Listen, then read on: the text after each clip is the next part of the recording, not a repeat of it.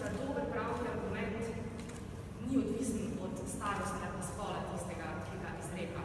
Dober pravni argument mora biti odvisen izključno od strokovnosti, od osebnostne in poklicne širine in zlasti tudi od sposobnosti prisluhniti drugim, drugače mislečim in jih tudi razumeti. Mislim, da je to tisto, kar dela dobro